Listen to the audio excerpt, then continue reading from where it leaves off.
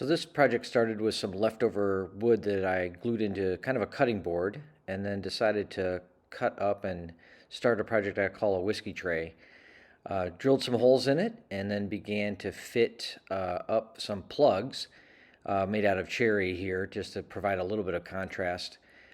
Here I am essentially sanding and fitting this up so that it's a nice tight fit. Ended up gluing them in place, so this is kind of what that would look like at the end, and then started working on the handles. So some 1/4 inch steel, and one of my favorite things to do of all times, it's so simple but so satisfying, is to do a twist pattern to the steel. Here I'm just putting it in the vise. I'll grab the wrench here in a second. Just love how smooth this is and how the oxidated material pops off it. Just a really satisfying thing to do.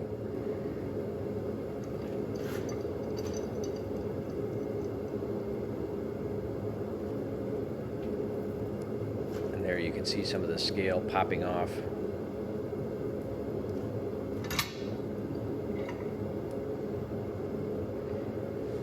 So once I twisted this up, I had to form it, obviously. Hammered out some flats in the ends to form some handles, and you can see what those look like here. And then drilled some holes, and then I had to custom make some nails to go with this. Honestly, I probably spent more time on the nails than any other part of this project, including even the glue up. I don't know why nails are tough to make. But it was important to get the details right based on how the wood looked and how this looked overall. I wanted this to go together and just look quality from top to bottom. I didn't want to use an off-the-shelf nail, so to speak. So I had to file it down to make sure we had a nice flush fit into the handles, and you can see this took a little bit of time. And then before I put it all together, decided to put some blacksmith black on the steel parts.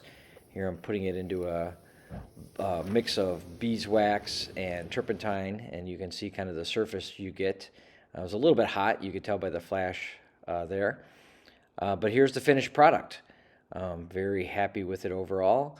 You can see the detail on the nails themselves and the like. And then here is what that project looks like in its final state, either with some tumblers or some Glencairn glasses for your favorite scotch.